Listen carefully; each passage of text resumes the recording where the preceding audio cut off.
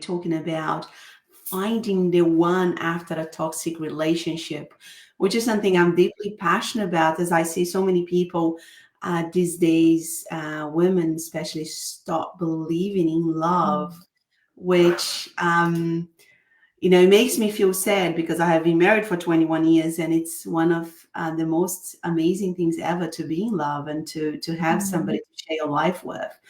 But I think in particularly this talk, I like bringing Lisa in because she has been through it. The relationship that it was toxic, it wasn't what she wanted it to be, and she was able to find the one. And there is nothing like learning from people who have done what we want to do. Hi, Lisa. How are you? Hello. Good morning, Angelica. I'm good. Thank you. Thank you so much for taking the time to sharing your story, your purpose, and your work here with us. So I would like to start by asking you, we have like this, or at least I have this idea that people that get into toxic relationships, they come from a background where perhaps they saw this at home, between mother and father.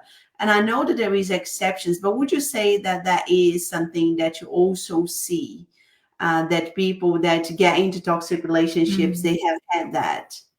Yeah, absolutely. That's a really good question. So in some cases, yeah, absolutely, it's modeled in the family home. So because it's familiar, we then fall into similar or same patterns in adulthood. And often that occurs unconsciously. We're not really aware that that's happening.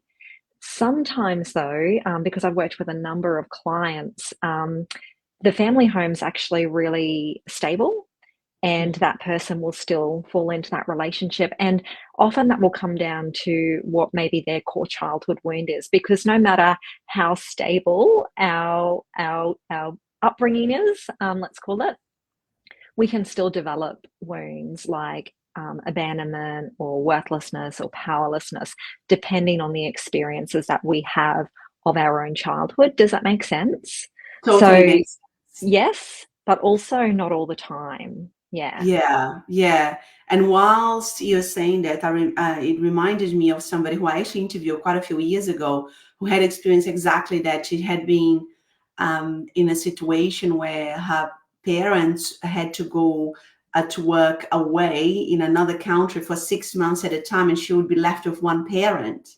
Yeah. And so she felt abandoned as a Yeah. little kid. And then, that made her, kind of fall into this toxic relationship. And then afterwards, she healed from it. But it's really interesting you say that because, I also think that, like I said, it doesn't have to necessarily, I think sometimes a lot of women are in that toxic relationship. And because it's not a physical violence, like it's not a physical thing, they don't even notice that they are there. Right. Absolutely. How does that work? And like, how can they identify like this is actually not where I want to be? Yeah, great question. So going into story a little bit, so just a little bit of context. So that abandonment story is very much part of my story. So when I met my first partner at 18, and I just wanted to be loved so much, but I hadn't really seen what love looked like either. And it's not because I was in like toxic home or anything like that.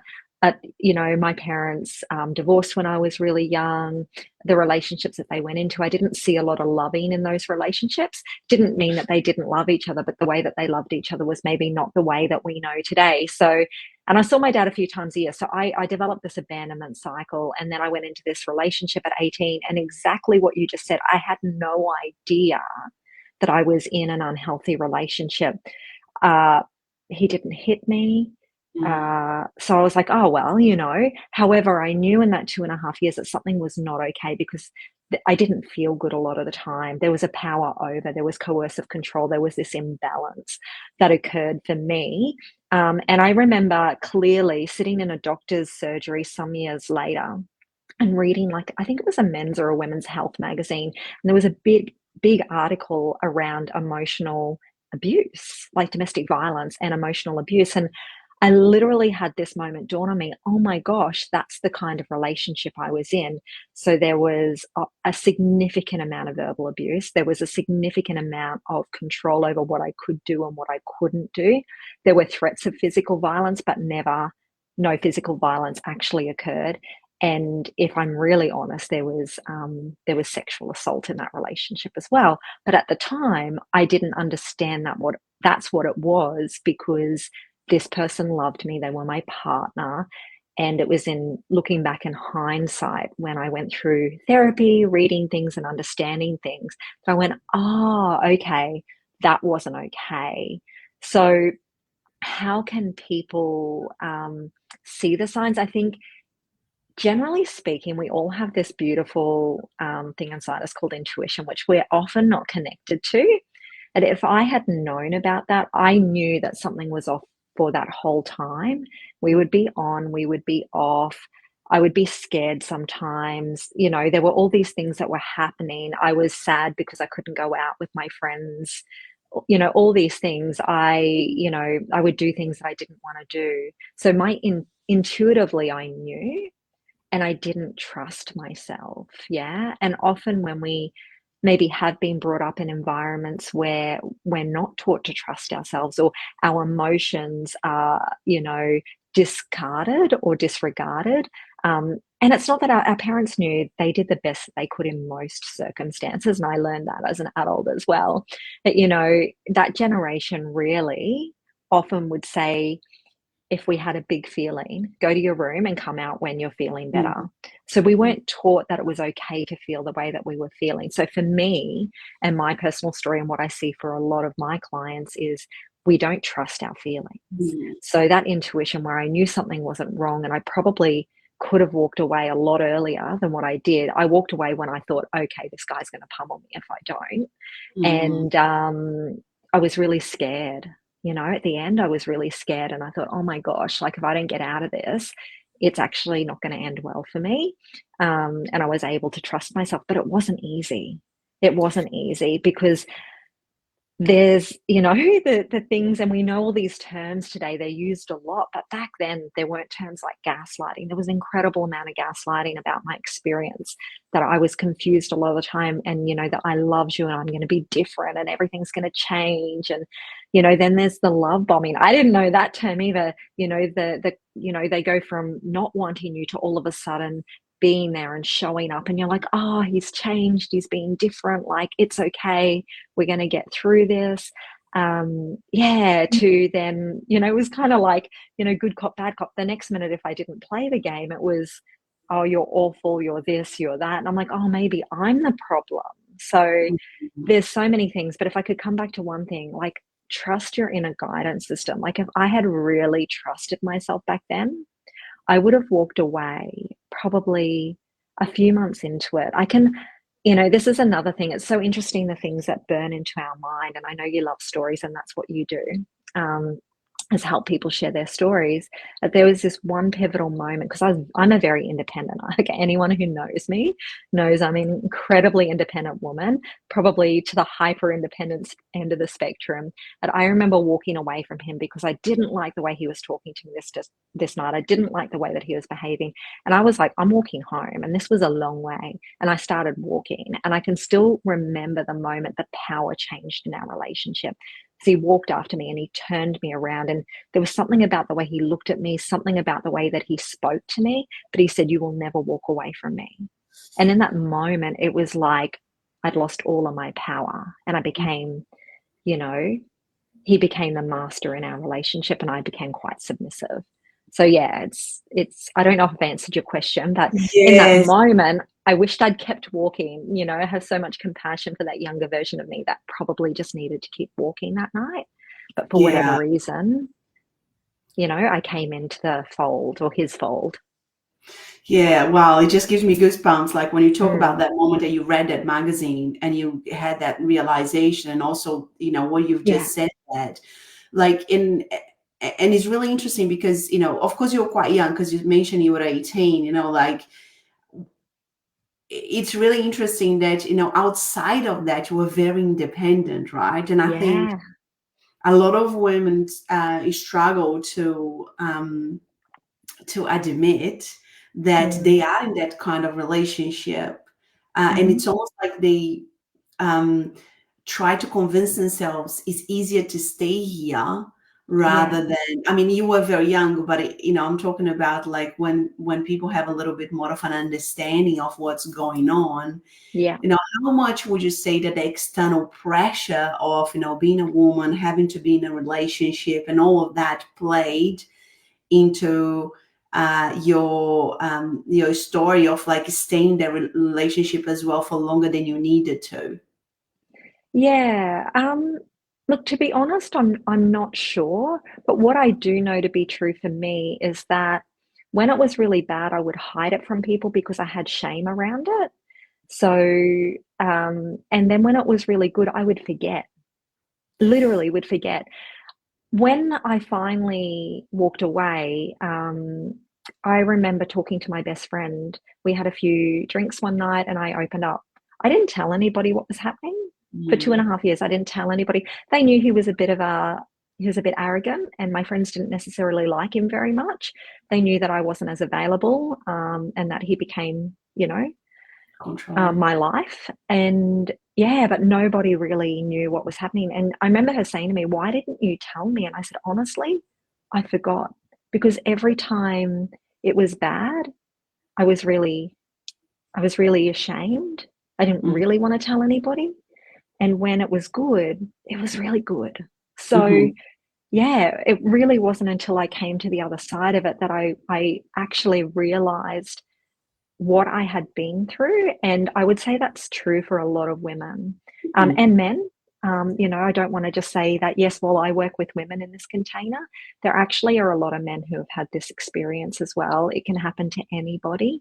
Um, uh, yeah, it's a really confusing situation to be in because if particularly when we're young, that's all we know. Now, I mm, actually had other experiences later in life, as well, where I repeated the pattern in a different way, and what we probably know today, as narcissistic abuse. And I use that term very mindfully because I think it's thrown around a lot today. mm. But when I use the term, I kind of think that there's a diagnosable component in there, and potentially that, that person was at the really unhealthy end of that. And again, for that 3 years, just being really confused and particularly when there's lying and all this kind of stuff involved that I wasn't aware of until after the fact. Yeah. Yeah, yeah. Mm. And that's why, this stat shows that it takes, a person 7 times to leave that It relationship, can. isn't it? To kind of, Yeah. leave Yeah. completely. And I think that, like you said earlier, our parents did our best, and we are all trying to do Mm. our best as Yeah. well, those that we have, isn't it? So I think it's while you are in the middle of it, sometimes it doesn't happen overnight, right? It's a Mm. gradual. It It, really is. It's not an overnight situation. I think it's very rare. I think people, from my perspective and my extensive learning over the years, because this has been a pattern that I've played out in my life, and so I've done a lot of study and research on it because it's been really interesting for me, which is why I now have leaned into the relational space in coaching. It's something I'm very passionate about, and I've healed, so I know others can. Um, yeah, it's just, you know, nobody's doing anything wrong. We just don't know what we don't know. You know, our subconscious mind is operating, all of these programs. If you think of us like a computer, it's like operating all of these programs. And for me, one of the core things that sat underneath was abandonment, but also lack of deep self-worth. Yeah. When I built up my self-worth and I knew that I was worthy, even though I had similar experiences later in life, they weren't the same because I had an awareness that I didn't have prior, if that makes sense. So I just invite people, you know, if something's a bit confusing or it feels a bit off, or you're getting those little intuitive things like, oh, this doesn't feel good, talk to somebody. That's what I didn't do. For 2.5 years, I didn't talk to anybody about what was going on. I would just say, talk to your best friend, or if that doesn't feel okay for you, find someone private, a coach or a therapist or someone to talk to, and see, is this normal? Is this a healthy relationship? Is this actually yeah, because we can love somebody, but the love comes from our wound or something instead. And every human deserves to be treated with love and respect. Do you Mm. know what I mean? Like, Yeah, yeah. totally agree. And I think it's said that in our society, we have this mentality that we need to do everything on our own. Uh, Mm, Even though there is so much talks out there about, yeah, narcissistic abuse and trauma and relationships and talk, yeah, and there is so much, but people still have this idea that I need to figure it out on my own sometimes. And in my own healing, there were parts of my healing that I couldn't do on my own. And the yeah, quicker that you put your hand up and you go like, I just can't, I just don't know how to get out of this rut, yeah. whatever it is, Mhm, the quicker you get out of it. But trying to mm, figure it out on your own sometimes, it is also an illusion, right? Like it's almost like yeah, it becomes like a coping mechanism because mhm. deep down. I mean, I can't imagine what it is like, but it's probably one of the hardest things, not only getting out of the toxic relationship, but also to breaking the pattern. Absolutely, and I thought I did, because I was in a really healthy relationship for around 12 years with my son's father, so my ex-husband. We're not together anymore, but we are still very good friends. And so I was able to see what a healthy relationship looks and feels like. So I think when I stepped out of that, I was like, "Oh, I've got this." Like, and then let's just say that I had two, before the marriage that I'm in now, which is very healthy. I had two long-term relationships in over a decade, and the first one was, there was just, a bit of cheating.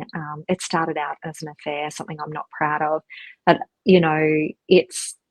what it demonstrates to me when I look back is I still had these patterns. I just wanted to be loved. There was still that little girl inside me that was just willing to settle so that I could be loved in whatever version of love, what I thought love was at that point in time. And then the last one that I was in before I met my beautiful husband, Stu, my gosh, it was like the moment. I remember going, I will never, ever, ever. It was like this. I just drew this line in the sand 3 or 4 years ago. I was like, I will never, ever, ever, ever, ever let myself be in that position ever again. It was so finite. My worth had gone up here, and I was like, never again. Like, and Yeah. I will do whatever I need to do. And I remember driving home from my friend's house one night, and I was bawling my eyes out, and this this kind of, I don't know, message dropped in, let's call it. I'm quite spiritual. And I just heard it so clearly. You went through this so you can teach it to others. And I was like, Mm. it all makes sense now. I needed to go through this because I needed to understand this to help other women come through it. And that's why I'm here today doing what I do. Really, it's like, that's it. And then maybe it's to help couples as well. So, I yeah. love that. I love that because, I do believe so strongly in helping people after you have gone through something, Yeah. especially if you have the result that they are Mm, seeking. Because you might go to a therapist, and I'm not saying that therapists and psychologists are not good. I think they are very important and very good. But if that person has never gone through a toxic relationship and have never overcome like a toxic relationship, breaking the patterns and mm, finding another relationship. So there's all these steps, right? It's yeah. one thing like, leaving the relationship. There's another thing, breaking the pattern. There is another thing, finding the relationship and building a healthy relationship. I truly believe it becomes Yeah. challenging to teach people. I remember when I was going through cancer treatment, Bauer Cancer Australia put me in touch with somebody who had just gone through the same treatment as I did. Mm, And this lady, volunteered herself, and it was just like, okay, you can text me at any time. nobody around me, even the oncologists, or anyone, like they couldn't understand what it was like to go through chemotherapy because they hadn't gone through it. Like they Yeah, hadn't gone yeah. through it. I know the Mhm. oncologists like go, study, but unless you have gone through it, you don't know. But this person Absolutely. could give me the light of like, yeah, no, yeah, I felt like that. Yeah, And you feel like, so it's okay, it's normal, yeah. holding this space. Yeah, so this is what I've got to do now. Yeah. Yeah, I love that so much. So I'm incredibly passionate about lived experience. So in my early to mid 20s, I experienced mental illness. And that's much, maybe similar to your experience with cancer, but in a different way. That was my awakening. It made me stop. I was very unwell. Like my whole life changed. I couldn't work. I couldn't leave my house. It was a long recovery. But what it did is it introduced me to therapy. So I started with therapy, and I have the same beautiful psychologist today that I had 21 years ago, and she's incredible. And I've also had lots of coaches during the time as well. I really believe in personal and professional development and all of the things. But it helped me unpack the trauma, that relationship trauma, um, that I had just neatly put in a little box, compartmentalized, and did nothing with. But when I went through the panic disorder, the anxiety disorder, the depression, it forced me to face my past traumas. And I'm so grateful for that, like super grateful. It was transformational. And while it was one of the hardest times in my life, it was actually one of the most pivotal times in my life, because I wouldn't be who I am today without that experience. And I probably wouldn't be the healed version of myself without that experience. It set me on a path of self discovery that I just didn't know, because at 24, I didn't know what I didn't know. And I sit here 21 years later, and I've been, life has lifed me a number of times through relationships, through mental health, physical health, all of the things. And each time I have chosen to just continue to dive deeper and learn and grow. And I always ask myself the question, what can I learn from this? You know, Yeah.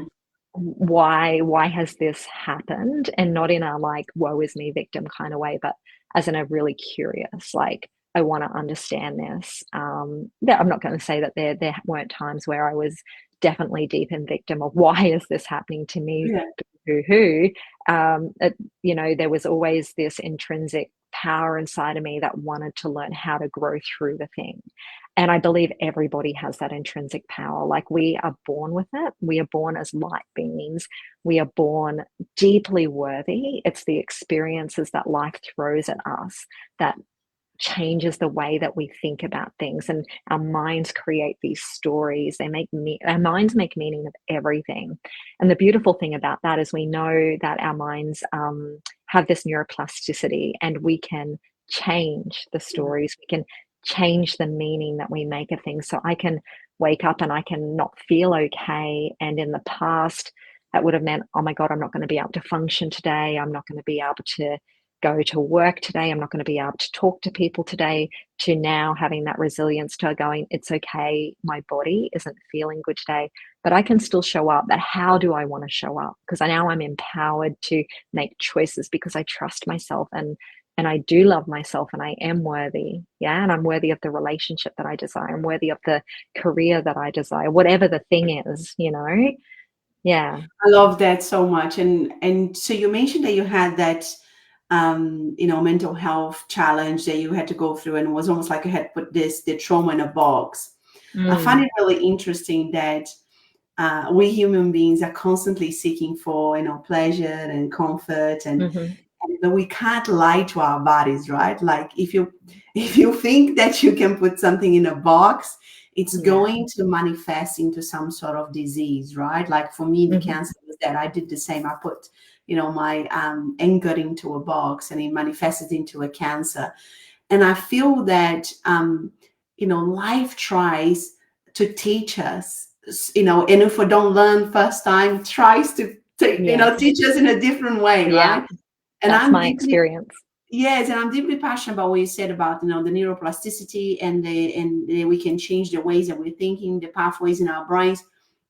Would you say that was the beginning of you changing your self-worth? Like, was that the start of your journey around that?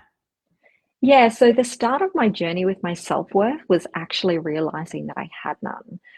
I still remember I had homework from my psychologist, and I had to sit down and write all these things that I liked about myself. And so I'm sitting there, you know, my ex-husband, or he was my partner at the time, was at work, and I was sitting there doing my homework from the psychologist, and I literally couldn't think of one thing that I liked about myself. And so I just cried. And that was really where I needed to start from. And so I remember going back and saying I couldn't think of one thing. So we had a starting point. Okay. And it was her, like, and she is an incredible psychologist, you know, which is why we're still, you know, I still see her from time to time today.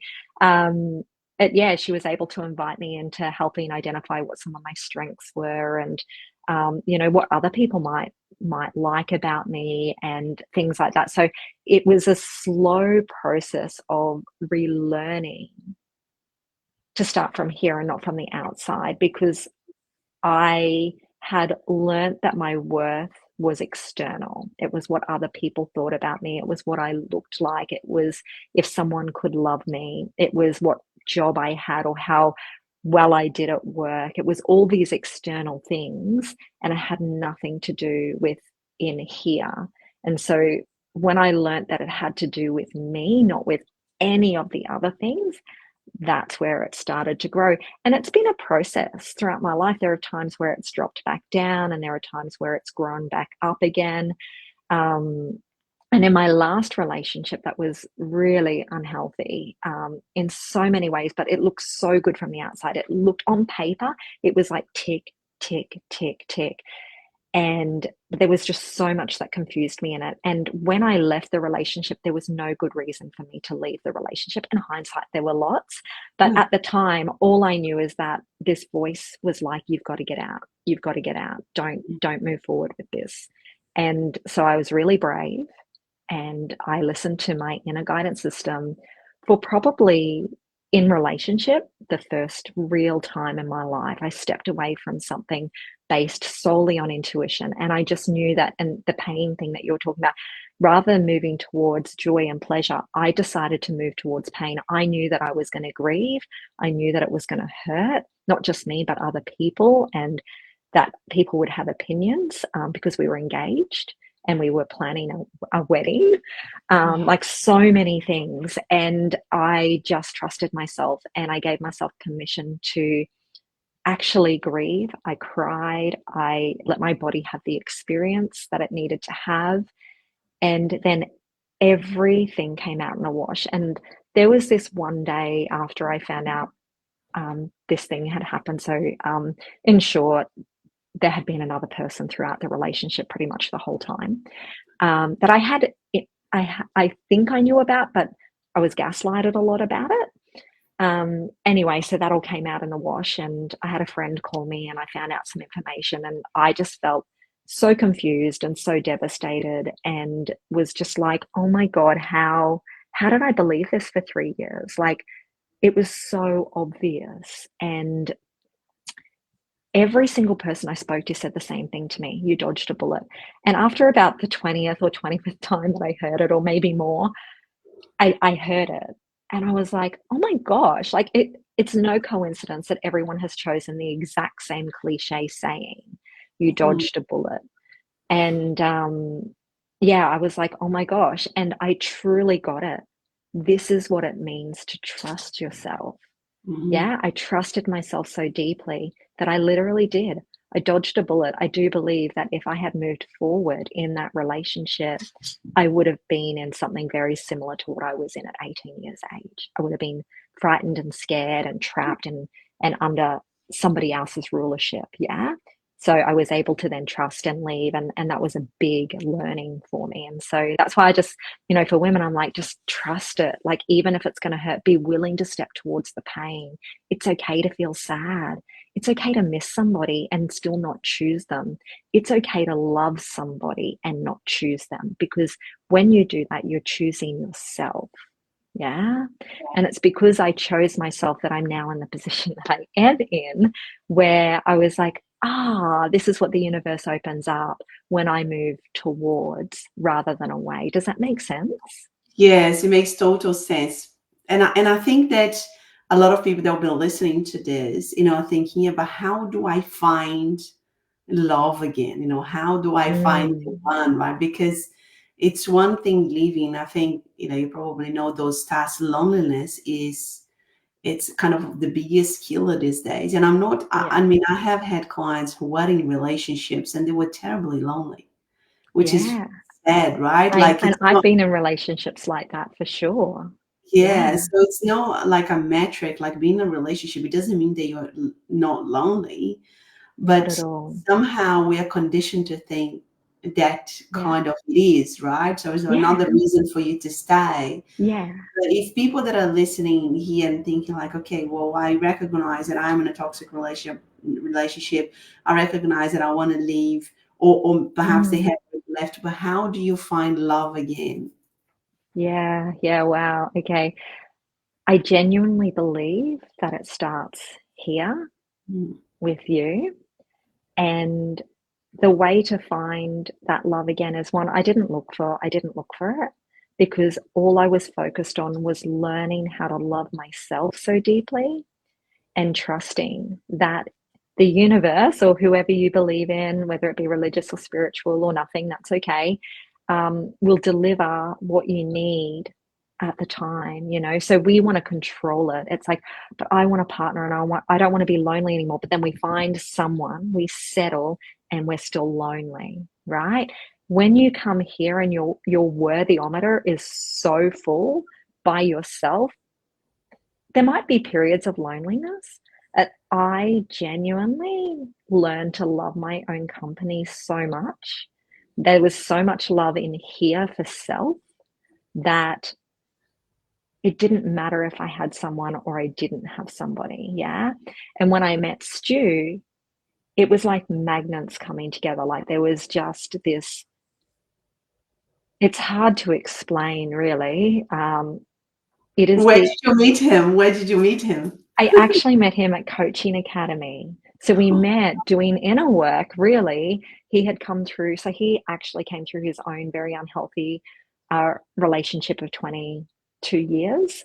And that's been a journey. So he's still learning and unpacking a lot of his own relationship trauma. So we had this relatability. And what was really beautiful about how we met is we weren't looking to meet somebody. We just happened to be in the same place at the same time.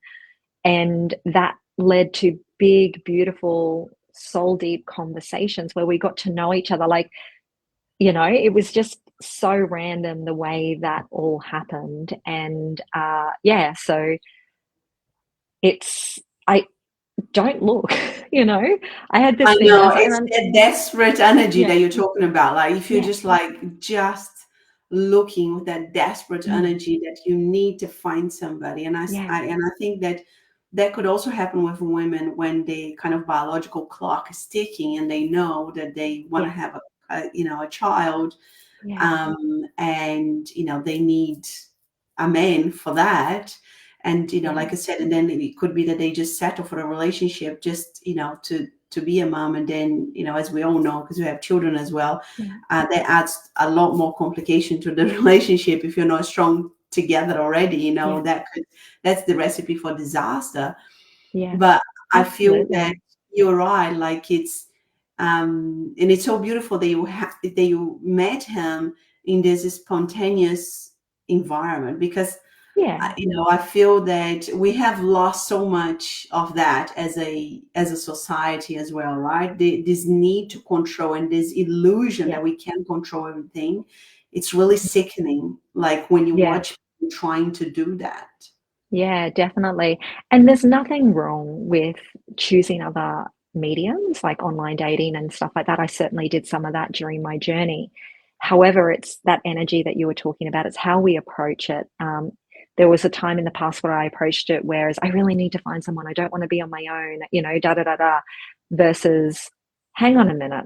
I'm not trying to wait for someone to choose me. I am going to choose. And that's Mm. a very different energy in being able to be out in what can be a very complex dating world in the online space. I've had some interesting experiences many years ago. However, after my last relationship, I was committed to not dating for a while. I just really wanted to lean Mhm. into self healing, and I really didn't want to repeat that pattern again. That was so important to me.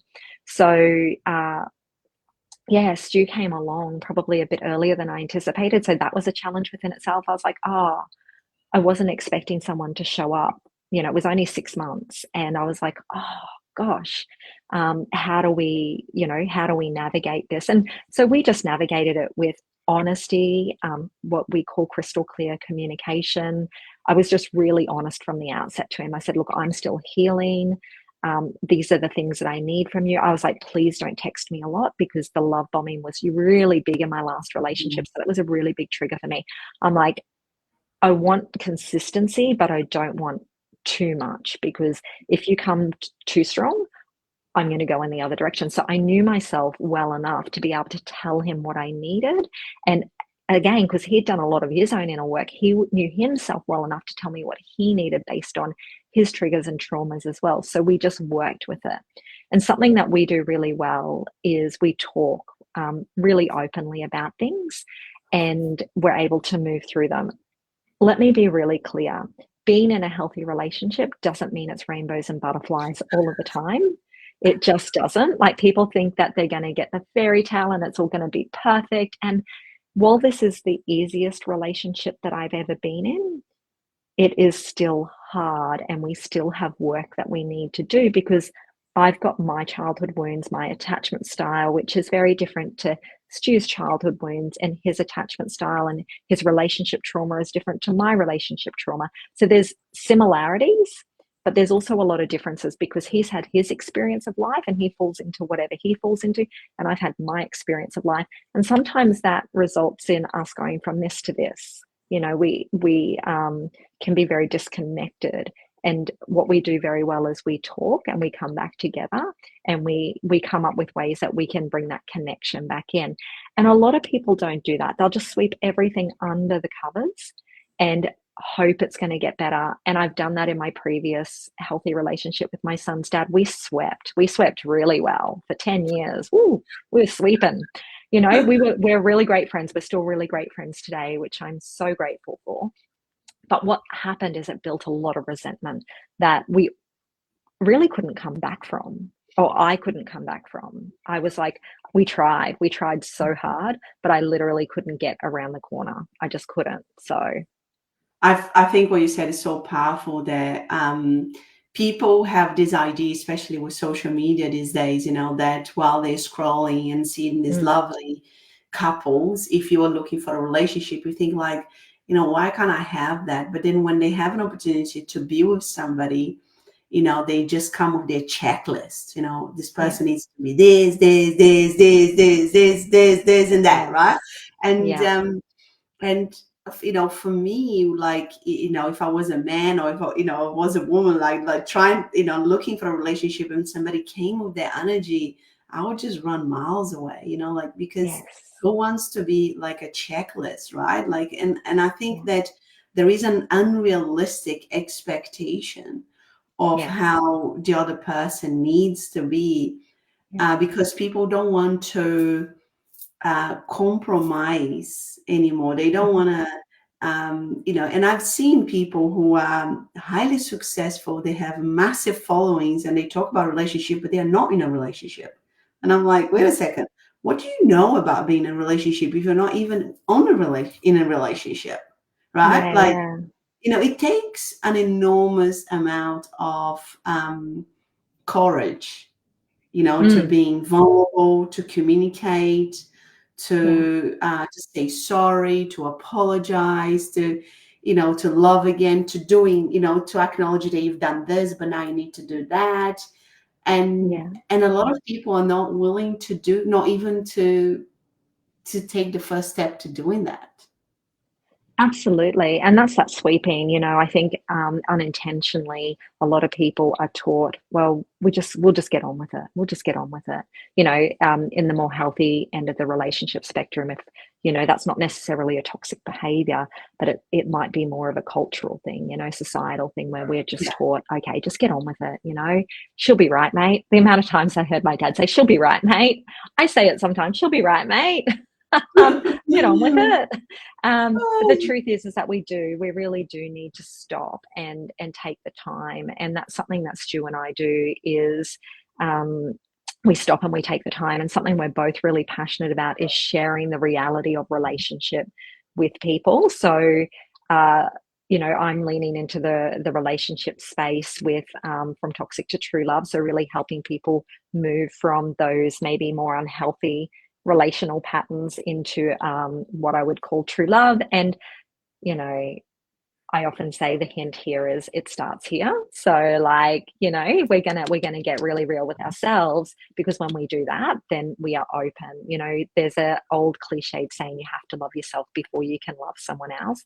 And it is absolutely true. Like, that is something that I am embodied in, and that I need to come home here first. And when I'm home here, then I can be open to you. But if I'm not at home with myself, I'm really closed. And, Stu will absolutely back that one up. And that's his experience of me. When I'm not at home here in me, I am closed to him. I am disconnected in relationship with him. When I am full of joy and love within myself and my worthy-ometer's up here, I'm more open, I'm more connected, all of the things. So it's really important. The other thing that we're really passionate about is sharing the good, the bad, and the ugly, I suppose, let's call it. We are in the process of developing our first podcast called We've Got This.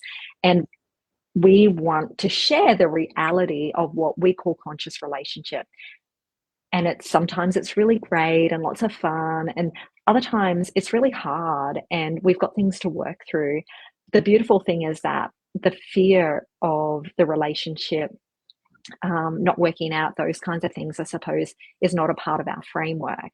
It's just like, oh, okay, so how do we move through this? Okay, and acknowledging, I'm like, because we got back from our honeymoon, and his role was made redundant within a week. So we've actually gone through it the last 2 months. Like, it's been a moment, and I had shame initially around it, because we should be in the honeymoon phase, and oh my gosh, I'm a relationship coach, and what are people going to think? And then I'm like, oh no, this is real life. Like, we mm, are going through it. And so what are we going to do about it? And so we stay in the framework that we've chosen for us, where we have moments of connection. We do certain things. Now, it's not probably what it was, 6 months ago.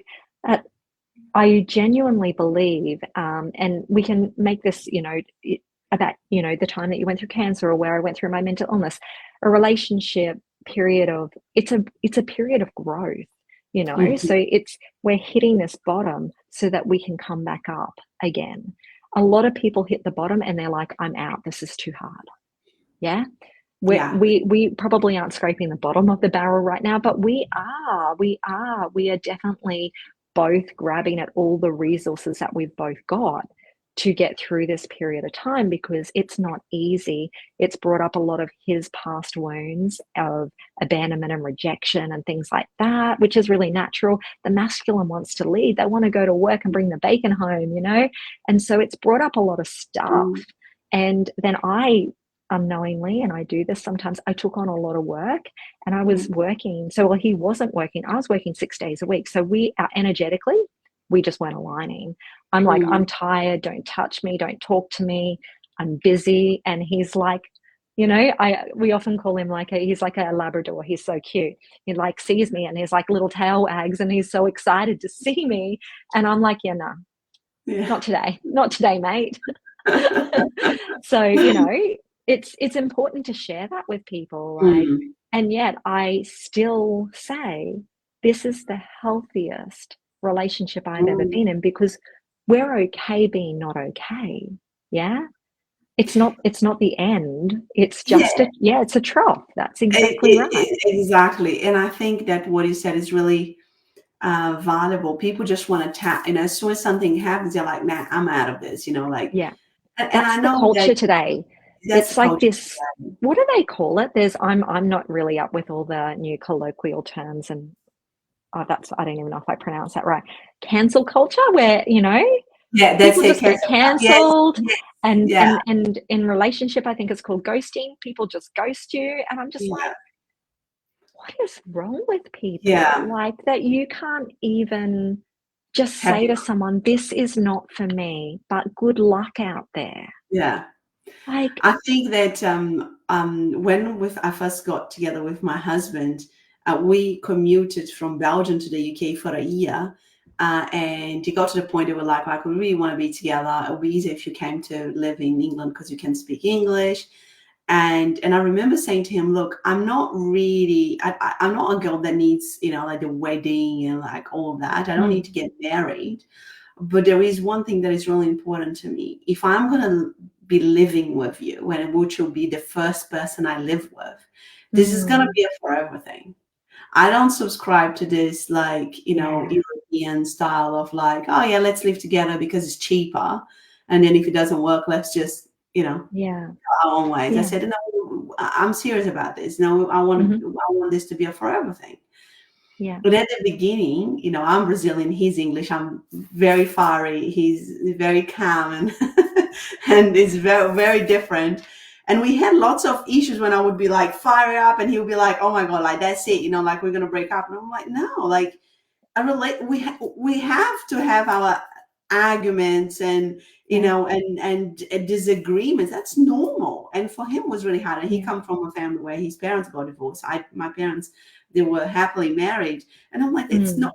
But they never really fought that much either. But like for me, it was like, okay, well, we just have an argument and then we kind of talk and yeah, then it's fine. yeah, But for him, it was really hard to grasp that idea.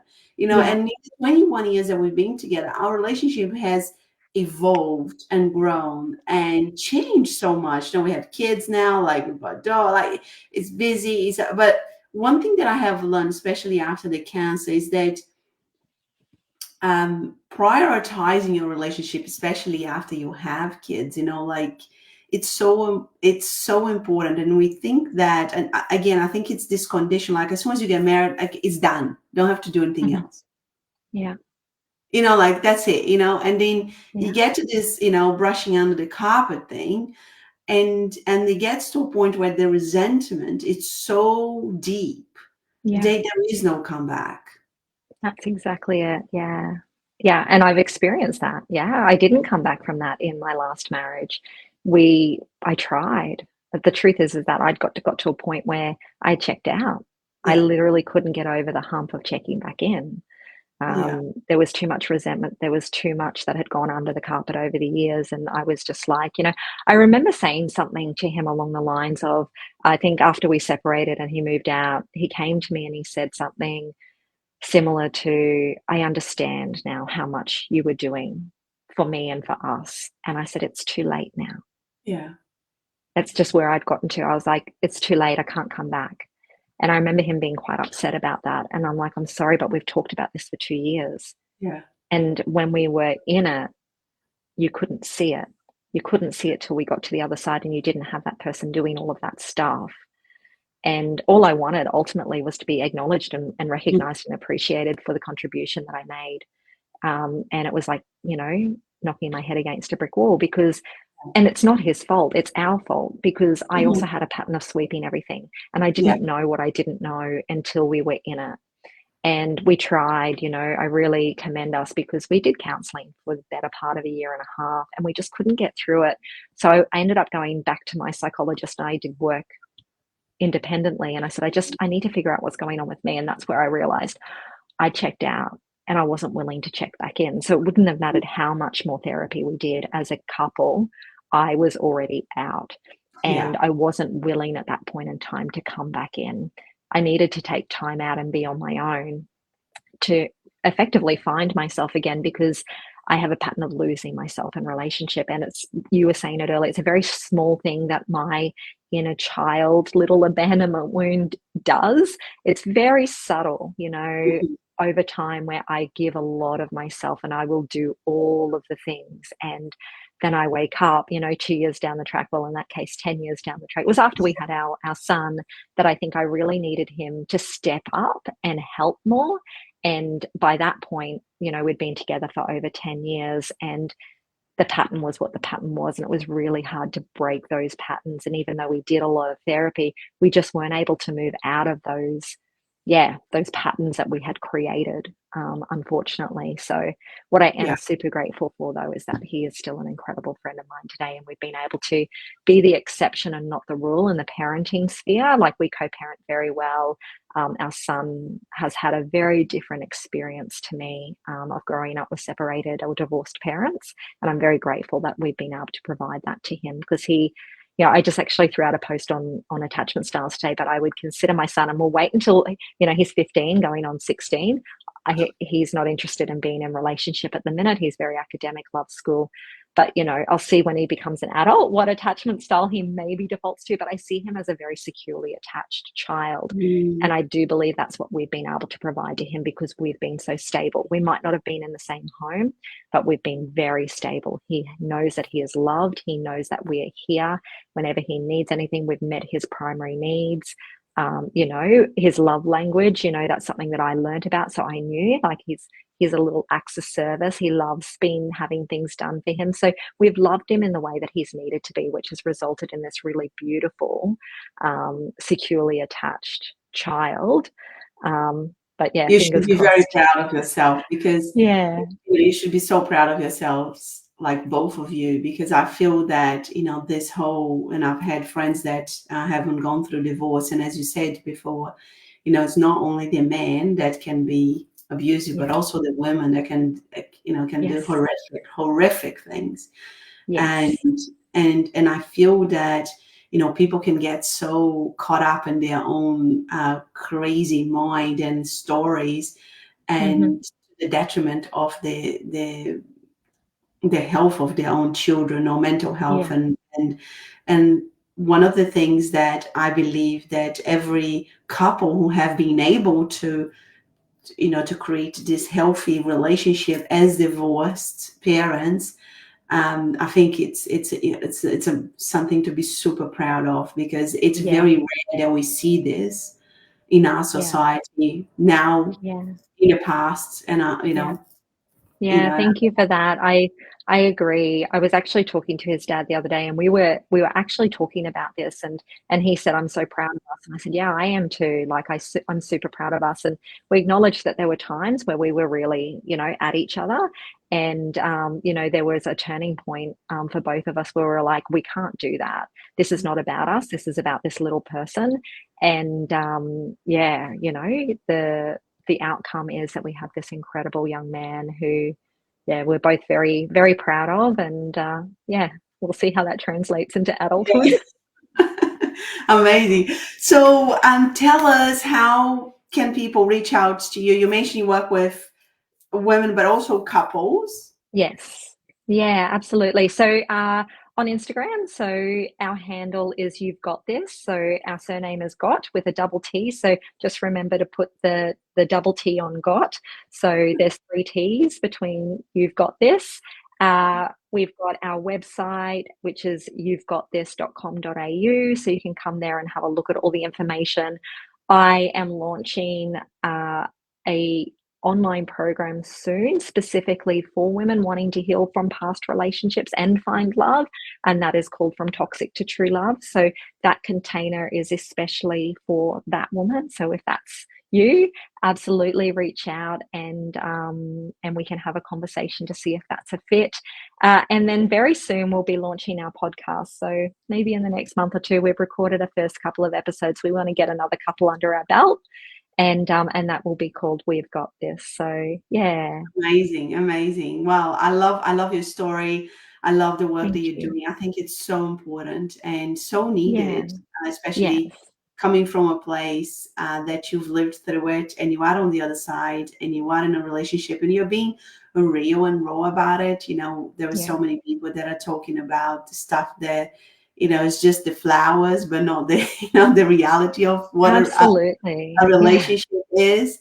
And I think it's important to talk about the reality of what it is. There is lots of flowers and love hearts and beautiful things, but there is also challenges that it's beautiful to overcome together. Absolutely, absolutely. So if you're here for the realness of relationship, this is the container, right? So it's about getting deep into feelings, understanding self, and really being able to take accountability and responsibility in self, which is then how we can then take accountability and responsibility. So we certainly don't come at relationship through blame, we come at it through curiosity. And I genuinely believe that the more curious we are about ourselves and about the people or things in our lives, that is our superpower. Yeah. Amazing. Thank you so much, Mm. Lisa, for your time. I You're really, really so appreciate it. welcome. Thank you. I feel like I could talk to you for I hours. know we could. So We could good. go on so many stories here. I love it. Yeah. And I Yeah. will It's I a will beautiful add the thing. handles and everything underneath as well. But yeah, Yeah. thank you so much for your time. You're so